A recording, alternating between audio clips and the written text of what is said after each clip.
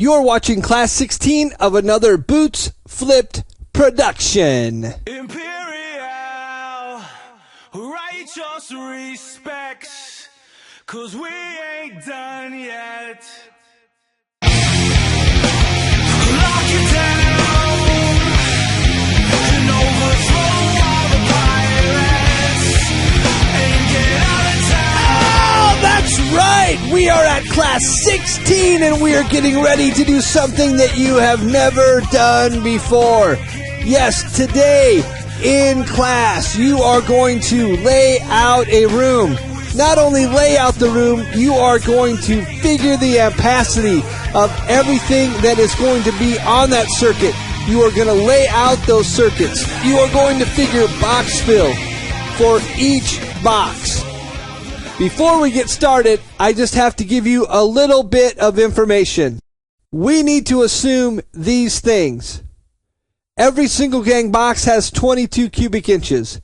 Every 2 gang box has 37 cubic inches. Every 3 gang box will have 46 cubic inches. And every 4 gang box will have 60 cubic inches. We will only be using 14-2 Romex for wiring each one of these bedrooms. Every box will have a cable clamp. Every receptacle will count for 1 amp. Every light that we use will be the total wattage of the bulbs divided by 120 volts, and that will give us the amperage for our lights. Our switches will give us 0. Remember, they control things, but they do not use power. Well, if you are ready, let's get into today's class. Now let's get started with how we're going to lay out your room. If you look at what I have here, what I've went ahead and done is on all of our rooms now, I have laid out the stud pattern at 24 inches between. So you can look at here, you have approximately 24 inches. Here would be 24 inches. So like from here to here would be 2, 4, 6, 8 feet.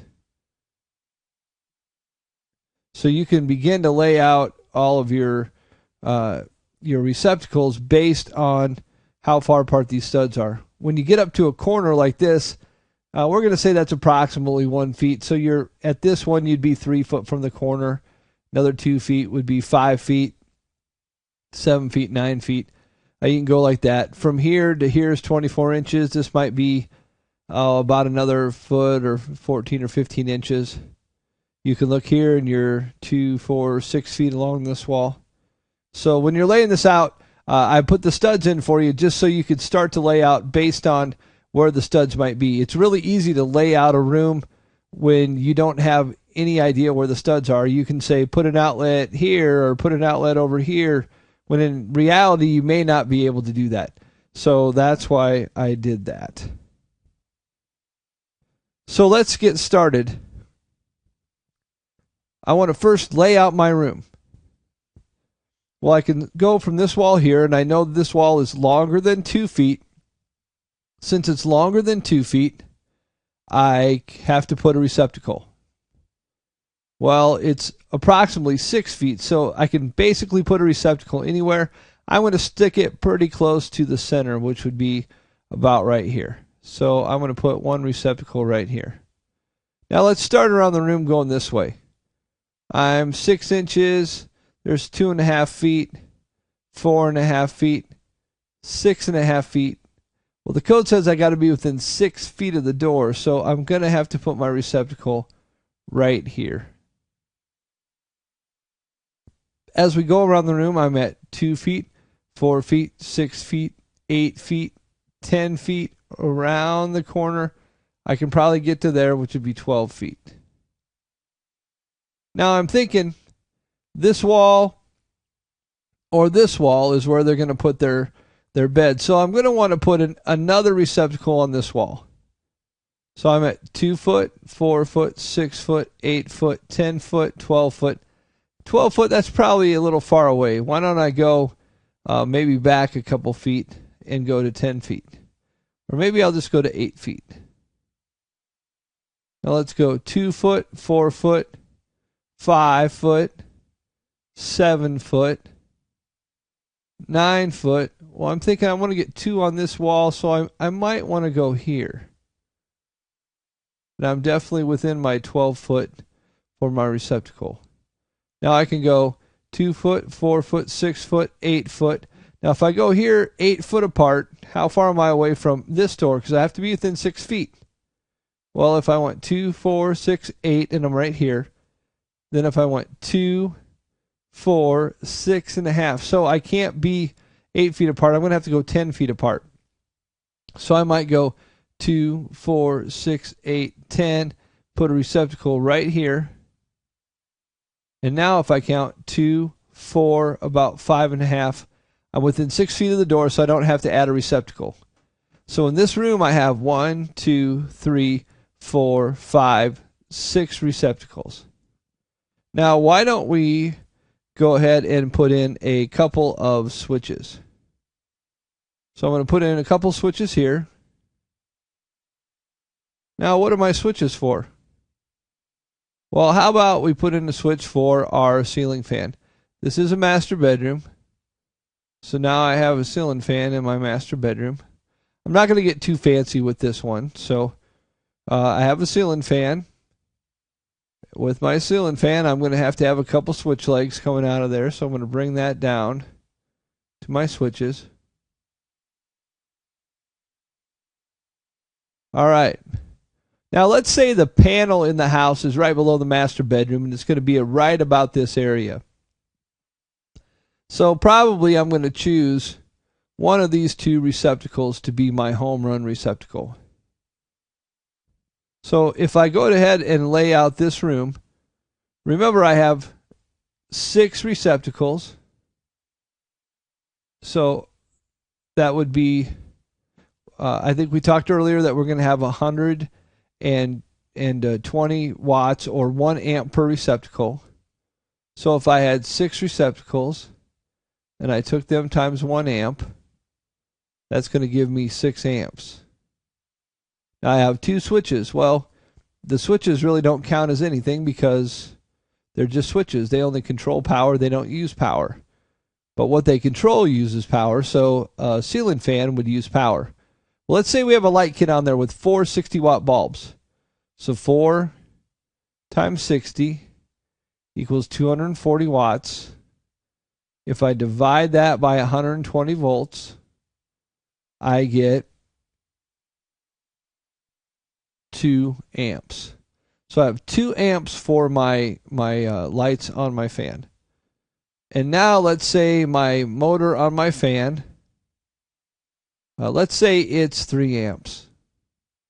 So now I have 11 amps total for the circuit. Probably I'm pretty close to where I want to be.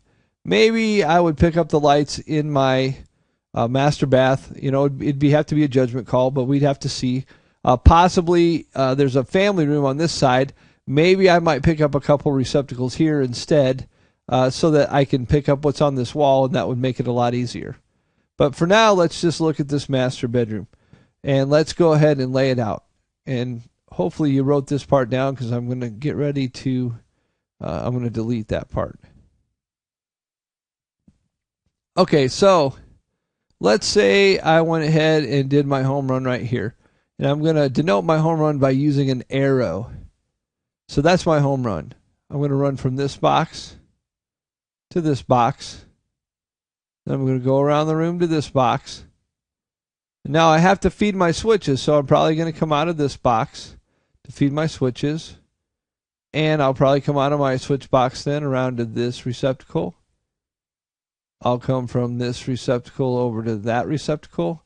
And I'll finish up by coming from this receptacle over to this one. Right, so now I have my circuit. I have my home run. I've picked up each one of my receptacles. From my receptacle to receptacle, and then here I've got my switches. So let's do a little bit of calculating here. Let's call this box 1.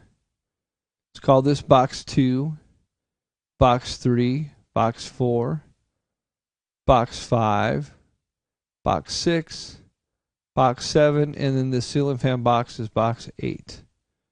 Now earlier we learned that our single gang boxes are going to be 22 cubic inch, and our two gang boxes are going to be 37 cubic inch. So let's keep that in mind when we do these calculations. So let's calculate for box 1. Box 1 has two 14-2s, and it has a receptacle, and it's going to have a cable clamp. So let's figure this way. We have two 14-2s, so I have 4 number 14-2s times 2 cubic inch equal 8 cubic inch. I have a ground wire, so that's 1 times 2 cubic inch equals 2 cubic inch. I might have 2 cable clamps, but they all count as 1. So I have 1 times 2 cubic inch equal 2 cubic inch. And then I also have one device, which counts as 2 wires, times the size of wire connected to it, which is 14, so it'd be 2 cubic inch. That equals 4 cubic inch.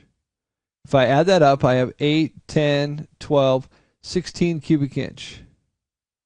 I am well within my 22 cubic inches for that box. So let's get a running total going over here. I have box number, and then I have cubic inch. So box 1, 16 cubic inch. Hey, box 2, going to be the same. No need to do it all over again. Box 3, going to be the same. Box 4, going to be different. So let's skip over that one real quick. Box 5, going to be the same, 16 cubic inch. Box 6, the same, 16 cubic inch. Box 7, well, this one's going to be a little different because I have only one Romex coming into that, or one 14-2. So I would have, on this one, I would have 2 conductors times 2 cubic inch. That equals 4. I would then have 1 ground times 2 cubic inch equals 2 cubic inch. I would then have 1 for a cable clamp, and that equals 2 cubic inch. And then I would have 2 conductors times 2 cubic inch for my device, which is 4. That comes out to be 4, 6, 8, 12 cubic inch. Once again, well within my 22 cubic inch constraints of my single gang box. Now what about this 2 gang? In this 2 gang, I will have a 14-3 wire and 2 14-2s. So that's 2 14s plus 2 14s is 4, plus 3 14s here would be 7 14-2s. So I have 7 times 2 cubic inch, and that equals 14 cubic inch. I'm going to have 1 ground wire. That's 2 cubic inch. I'm then going to have 1 cable clamp. That's 2 cubic inch. All right, well, I'm all but done, but now I have something different. Now I have 2 devices. So if we look at this, I'm going to have 2 wires, or 2 wires times 2 devices times 2 cubic inch. So that's going to be 2 times 2 is 4, and then 4 times 2 is 8. So I have 8 cubic inch because I have 2 devices. If I total this up, I have 16, 18, 26 cubic inch. Once again, well within my 37 cubic inch. So let's look at box 4. Actually, I guess I messed that up. 17 was 12. And then let's see here. I'll erase that. Box 4 is then 26 cubic inch. This is how I want us to do all 3 rooms that I'm going to give you in class. So when you get your drawings in class, I want each one of you to do this individually, figure it up, and then I want you as a group to then get together, see who might have the best layout, or take the best layouts or the best ideas from each one in the group, bring yours together, and then come up with a master plan for these 3 bedrooms that you're going to do in group work. And this is what I want you to show. I want you to show each box and how many cubic inches are in each box as far as how much your box fill is. I want you to show your layout. I want you to show me your switches and your lights and your receptacles in the room. I want you to show me how your circuit lays out. And then I want you to add up the circuit as we talked about earlier in this video. And so you can give me your total amps for that circuit. Well, there you have it. So do you think that you can do this? I think with the training that you've received at this point, you can easily do this. It is not beyond your capability. I believe that. You need to believe that. So when you get to class, here's what we're going to do. We're going to talk about this. Please write down any questions that you might have. I need to understand what you don't know for you to understand the things that you don't know. Once you bring those to me, we will bring them to the class, and then what happens? Everybody will then know. I think that's the great thing about this model. You can have the questions that you need to have clarification on before class even starts. So bring me those things. If you did not take notes, you better take notes. I noticed that the last video for the last class didn't even get watched 7 times. I think I watched it twice. Maybe 5 people watched it outside of class. I'm telling you, it is going to be important for the success of you in this class to make sure that you take time to watch these videos. So right now, I want you to take out those notepads, rewind if you need to, take some more notes.